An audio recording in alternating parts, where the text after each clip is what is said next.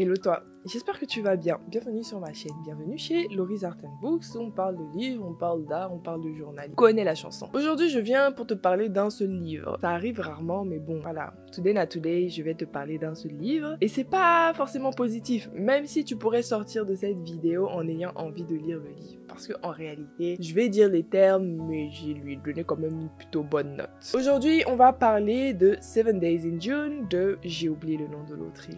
C'est impardonnable. Je suis désolée. De toute façon, tu verras la couverture ici. Mais on va parler de 7 Days in June que j'ai lu assez récemment. Ça fait quoi? 2 semaines? 1 semaine, 2 semaines que je l'ai terminé. J'ai pas préparé ma chronique. Je vais faire ma chronique à chaud. C'est la première fois que je... Non, c'est pas la première fois que je teste une chronique à chaud, mais c'est la première fois que je ne fais même pas des bullet points. Juste pour te dire à quel point ça va sortir de mon cœur pour rentrer dans le micro. Bon, le micro, il est là. Donc, sortir de mon cœur pour rentrer dans le micro. On y va, hein. J'espère que tu vas apprécier cette chronique à chaud parce que, pour être honnête, elle va être honnête. Alors, petit synopsis déjà. Dans 7 Days in June, on va suivre 2 personnages. Une en particulier qui est plutôt le premier personnage principal. En tout cas, c'est Eva Mercy. Eva Mercy est une autrice afro-américaine de fantasy, un petit peu steamy, un petit peu érotique. En tout cas, ses fantaisies sont connues pour être très sexuelles. On va dire ça comme ça. Elle est assez connue pour ça, surtout pour une seule saga. Et voilà, elle vit sa petite vie, single mother. Enfin, tout se passe bien dans sa vie et sa relation avec sa fille se passe très bien, etc. Un jour, Eva, lors d'un événement livresque, on va dire un festival, un truc comme ça, elle va croiser un monsieur et il va se passer, entre guillemets, des étincelles sur la scène. C'est-à-dire que tout le monde va voir les deux là sur la scène pendant un débat avec d'autres personnes, mais eux, leurs échanges, eux deux, c'est pas la première fois ils se parlent. On sent que... Je suis pas en train de dire qu'ils se kiffent ou quoi, hein, mais je suis en train de dire les échanges là sont trop, tu vois, sont trop fluides pour que ce soit des personnes qui viennent de se rencontrer. Pourtant, personne ne sait qu'ils se connaissent, enfin, ils ne sont pas censés se connaître parce qu'ils ont des amis en commun et leurs amis en commun ne savent pas qu'ils se connaissent. Écoute, l'autre gars, il s'appelle... J'ai oublié son nom. Franchement, booktubeuse en carton, booktubeuse en carton. On va l'appeler J. Je sais pas pourquoi, mais on va l'appeler J. Alors, l'autre mec, J, est aussi un auteur encore plus à succès, qui a fait des livres qui ont boomé, best-seller, reconnu dans le monde, enfin, tout ce que tu veux. Et ce qui s'est passé, c'est que, on le dit dans le synopsis, hein, Eva et J ont eu une histoire d'amour pendant 1 semaine, il y a 15 ans de cela, donc ils devaient être genre adolescents. Tu vois. Et là, du coup, ils se retrouvent pour la première fois depuis les 15 ans. Et on sent qu'il s'est passé quelque chose il y a 15 ans. Parce que c'est pas en mode, oh, tu dates, etc. Non, non, non, non. C'est en mode, nous deux, là, on s'est pas quittés, tu vois, de façon normale. Donc, on va les suivre dans cette nouvelle aventure, dans le sens où ils se retrouvent de façon quelque part forcée, vu qu'ils n'avaient pas prévu de se recroiser. Pendant quelques jours, on va les suivre. Donc, 7 Days in June, on va les suivre pendant 7 jours. Pas que 7 jours, mais 7 gros jours particulièrement en juin, donc pendant l'été. Alors, je vais passer rapidement sur les points positifs parce qu'en réalité, je ne fais pas une vidéo toute seule qui m'envoie un message à cette heure. Il est minuit, frère. Vous voulez pas laisser les gens dormir un jour? Je reviens à toi. Alors, je disais... Tu t'imagines bien que si j'ai pas mis 5 étoiles, bah je ferai... Enfin, je ne fais pas cette vidéo pour les côtés positifs. Je fais cette vidéo pour les côtés un petit peu... Hein, j'ai des choses à dire. Mais il y a des côtés positifs. De 1, la plume. Alors, l'autrice, elle sait écrire. Franchement, rien à dire. J'ai vraiment aimé la plume. Je pense que c'est peut-être pour la plume qu'il y a eu ce boom. Parce que ce livre, je l'ai vu beaucoup chez les anglophones passer dernièrement. Et en réalité, l'histoire n'est pas exceptionnelle, mais il faut accepter que la plume est vraiment très bien faite. On a des personnages qui sont très bien décrits, des settings qui sont pas mal. En plus de ça, le monde en fait de la littérature afro-américaine est plutôt bien décrite. Je ne dis pas ça parce que je connais, tu te l'imagines, mais je dis ça tout simplement parce que ça me paraît plausible, ça me paraît crédible en fait. Il y a eu assez de détails pour que je puisse m'imaginer les choses et j'ai vraiment aimé beaucoup, enfin plutôt dans l'autre sens, j'ai vraiment beaucoup aimé ce côté-là de l'histoire, être non seulement on les suit, mais en plus on suit leur vie professionnelle. On ne les suit pas juste eux. Bref, en plus de cela, on a une relation mère-fille dans ce livre qui fait plaisir à voir en fait. C'est très rare, mais ça fait plaisir à voir, même si à la fin, cet élément-là, pour moi, il est à la fois positif et négatif dans le sens où il est utopique. Sa fille, bon... Je sais pas si c'est spoiler parce que ça fait pas partie du... Ça ne joue pas sur le déroulement de l'histoire. Sa relation avec sa fille, enfin à mon sens, mais il faut que j'en parle, tu vois. Donc, petit spoiler, je suis désolée. Quand je faisais, peut-être que je ferais des gros spoilers, là, je mettrai la bande pour ceux qui ne veulent vraiment pas savoir. Mais petit spoiler, elle a une très bonne relation avec sa fille, qui a 13 ans, 12 ans, un truc comme ça. Et en fait, c'est utopique. Parce qu'à 12 ans, une petite qui est woke jusqu'à... Mais la petite, t'as l'impression qu'elle a lu déjà tous les essais, elle est psy. Et même leur relation, en fait, la manière dont la petite, elle est chill pour parler du travail de sa mère, qui est de rédiger des romans érotiques. Enfin, en fait, c'est utopique. C'est utopique. Je suis pas encore mère, tu vois, mais j'ai déjà pas mal de mères autour de moi. Je parle pas de personnes plus âgées, parce que c'est juste moi, je prends mon temps. Sinon, les gens, ils ont commencé depuis. Sinon, bref, c'est vraiment utopique et j'ai trouvé ça tiré par les cheveux. L'autrice, elle a voulu dire que eux deux là, ils sont parfaits. Sauf que non, en fait, non. Même si ça existait, ce serait imparfait. Du fait de cette relation limite pas saine, dans le sens où c'est pas que ça manque d'autorité, mais tu sais même, à la limite même te demander si c'est sa maman ou bien c'est sa pote. Parce que c'est bizarre, c'est vraiment bizarre. Anyway, ça c'était pour les points positifs et pour ça il me semble que j'ai mis 3 étoiles et demie quand même sur 5, ce qui est une très bonne note. Par contre, les points négatifs, je tiens à te prévenir que il y aura des petits spoilers, mais c'est des spoilers selon moi où on est... Enfin, de toute façon, il faut prévenir le lecteur de ce genre de contenu et ça n'a pas été fait. Mais voilà, je te préviens que ça sera des petits spoilers quand même, parce que bon, voilà. Et comme je te disais, quand je ferai des gros spoilers, je mettrai une petite barre spoiler où je te dirai à partir de maintenant jusqu'à la fin, ça sera spoiler. Il y a beaucoup de trauma. Là, l'autrice, elle s'est levée et elle a choisi la violence. Elle a dit, today not today, vous allez pleurer.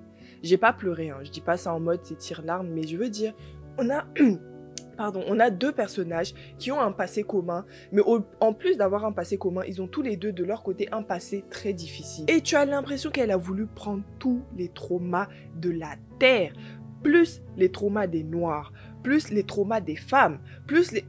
Ils ont tous les traumas du monde. Franchement, je vais commencer à citer sans te dire qui a quoi, qui est deuil. Mauvaise parentalité, vraiment mauvaise parentalité. Qu'est-ce qu'on a d'autre? Oh, drogue, automutilation, tentative de suicide. Il y avait quoi encore? Racisme forcément. Non, dépression, tout.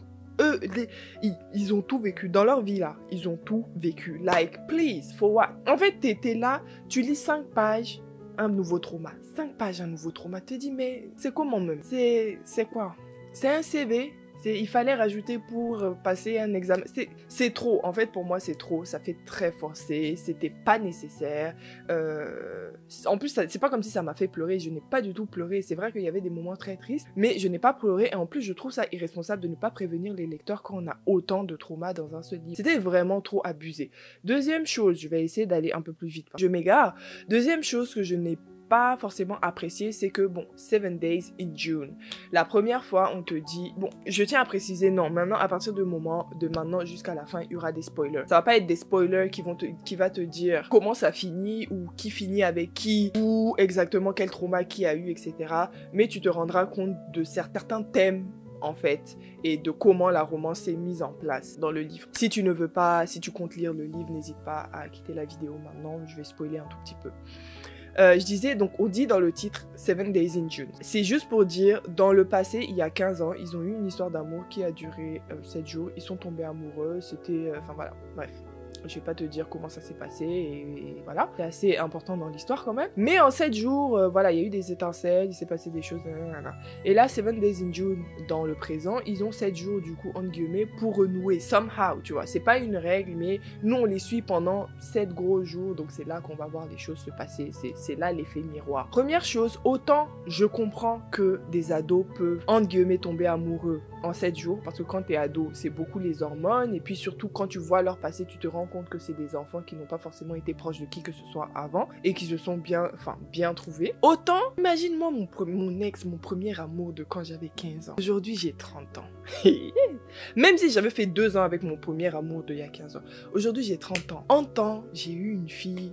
En temps, j'ai vécu un peu ma vie, même si c'était l'amour de ma vie. 15 ans après, il va revenir en 7 jours. Moi, je vais retomber amoureuse. Ah, les gars, quand même. Je veux bien que ce soit la romance, mais faut pas abuser, faut pas abuser à ce point. C'était long. En fait, on n'avait que 7 jours. Moi, c'est à la fin du livre que je me suis dit, mais ouais, j'avoue, c'est en 7 jours que tout ça s'est passé. Mais en fait, le livre était long, hein. Chaque journée, là, c'était 3 jours de lecture pour moi. Non, en vrai, c'était assez long. Enfin, je ne dis pas long dans le sens où il y a eu des longueurs, mais long dans le sens où eux, leur journée, elle fait 72 heures. Je suis désolée, mais en une journée, ils ont eu le temps de développer tel truc, se rappeler tel truc. On nous a fait des flashbacks, des X, des Y, et puis il y a eu ça, et puis il y a eu ça. Je me dis non. 7 jours. Toi, tu es une grande maman de 30 et quelques années. Ton gars, là, tu l'as pas vu depuis que tu avais 16 ans, depuis 17 ans, ou je sais pas quoi. Et tu veux me dire qu'en 7 jours, tu es retombé dans ses bras, vu leur passif, que je ne vais pas dire, bien sûr, parce que ce serait vraiment trop spoiler, mais leur passif n'est pas simple, tu vois. La façon dont ils se sont séparés, etc., c'est vraiment pas pour rien, entre guillemets. Donc ça, c'était tiré par les cheveux. C'est la première chose, ok? Et c'était trop. C'était trop. En fait, pour moi, ça va être la conclusion de la vidéo. Il n'avait pas besoin d'amour. En fait, la façon dont elle a dépeint les personnages, et c'est une romance spoiler alerte à la fin. Est-ce que je vous dis même s'ils sont ensemble ou pas? Mais à la fin, voilà, ça finit un peu comme une romance pas classique, mais tu vois, il y a un peu ce qu'il faut qu'il y ait. Pour moi, c'est pas l'amour qu'il leur faut, c'est la thérapie. Franchement, la vérité, quand tu vois tout ce par quoi ils sont passés, et puis jamais on nous dit qu'ils sont allés en thérapie. Franchement, je me rappelle pas que l'un des... Ah, il y en a un, mais c'est pas une thérapie en mode, tu vois. C'est pas une thérapie genre psychologique, tu vois. Mais non, non, ils n'ont pas besoin d'amour. Je suis désolée, quand tu vois même les 7 jours dans le présent, là, comment ils se, entre guillemets, torturent pour se demander, on se remet ensemble, on n'est pas ensemble, recommencer à se réapprendre à se connaître, tout ça. Moi, je me dis, vous deux là, vous avez besoin de thérapie? Parce que c'est quel genre de relation, ça? Self-destructive. En fait, moi, j'ai vu cette relation comme l'épitome de ce qu'on appelle la passion dans nos âges, c'est-à-dire millennials, Gen Z. Donc là, je dévie un peu sur le sujet, vous allez me dire ce que vous en pensez, mais moi je trouve que de nos jours, on est trop en mode une bonne relation amoureuse, c'est quand il y a la passion, et la passion c'est quand il y a quelque chose qui bouillonne, il y a toujours quelque chose, frère, la routine c'est bon, hein. Pourquoi vous n'aimez pas la paix comme ça? Ce livre-là, c'est ça, c'est la définition d'un millennial qui cherche l'amour de sa vie. Je ne veux même pas dire millennials, parce que moi je suis Gen Z, parce que nous, on vaut mieux. Mais en tout cas, c'est la définition des jeunes aujourd'hui, là, quand ils cherchent l'amour de leur vie, ça se passe pas bien, on te demande pourquoi, aïe, je m'ennuie avec. Les gars, la paix est doux, hein. Arrêtez de chercher la passion partout. La passion, c'est les problèmes. Très souvent, quand on cherche la passion, c'est s'insulter par X, se faire des problèmes. C'est ça, ce livre-là. Je suis désolée, mais en fait, ils ont besoin de thérapie. Ils n'ont pas besoin d'amour, ces deux personnages. Pour moi, je suis sortie du livre, là, et je me suis dit, l'autrice, là, même, elle n'a qu'à voir dans ces relations-là. Peut-être qu'il y a... Elle veut justifier quelque chose qui n'est pas bon. Si on regarde même dans sa vie intime, là, bon, après, je sais que c'est une corrélation conne que je fais. Bien sûr, c'est une blague, mais c'est une façon de dire, no way, il n'y a jamais eu de remise en question de tout ce que je vous dis sur le fait qu'il y a eu tellement de traumas qui n'ont pas été réglés, mais ils se retrouvent, ils sont bien ensemble, ils se mettent ensemble. Non. Et quand je parle des traumas, je parle pas des traumas qui se sont créés forcément entre eux, même s'il y en a eu en plus. Mais même les traumas qu'ils ont eu à régler à droite, à gauche, tu te rends vite compte que ils n'ont pas réglé leurs traumas, hein. Ils n'ont pas réglé leurs traumas. Eux deux même, ils se cherchent. Ils sont arrivés jusqu'à la trentaine, ils se cherchent toujours. Et ils voient quelqu'un qui ressemble, qui est autant blessé que lui, qui a autant de passion dans son self-destructiveness. Ce mot n'existe pas, mais on va le dire quand même. Et ils se disent, bon, on va bien aller ensemble. Well, no. I'm not okay with that. Voilà, c'est la conclusion de ce livre. Enfin, c'est la conclusion, pardon, de cette chronique. Pour moi, je trouve ça vraiment dommage parce que malgré ça, le pire c'est ça, malgré ça, j'ai bien aimé lire le livre. Et pour vous dire à quel point je trouve que l'autrice, elle a bien écrit son livre. Je sais pas si c'est son premier livre ou si elle en a d'autres, je vais un petit peu regarder. Mais c'était vraiment pas mal dans l'écriture, dans la mise en place, dans la perspective des personnages. Mais je suis désolée, au final, l'histoire est un petit peu trop tirée par les cheveux et limite...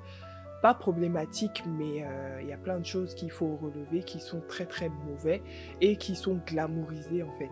Enfin, quand je dis glamourisés, je parle pas des traumas. Les traumas là, ils sont bien bruts, bien vilains dans le livre, mais quand je parle de glamourisés, je parle d'une certaine relation. Voilà, c'était tout pour moi et j'ai beaucoup parlé, hein. Pour un livre à qui je n'ai pas mis 5 étoiles, j'ai vraiment beaucoup parlé. N'hésite pas à me dire ce que tu penses de cette revue, enfin par rapport au livre bien sûr. Si tu as lu le livre, dis-moi. Franchement, dis-moi que j'ai raison en commentaire parce que là, on est d'accord quand même que voilà. Si je t'ai donné envie de lire le livre, n'hésite pas parce qu'au final, je l'ai bien aimé. Donc voilà, n'hésite quand même pas. Et si je t'ai dégoûté de lire le livre, je suis désolée, mais bon voilà, il fallait que je sois honnête. Allez, je te dis à une prochaine peut-être pour une chronique, ouais, individuelle comme ça, on sait jamais. Bye.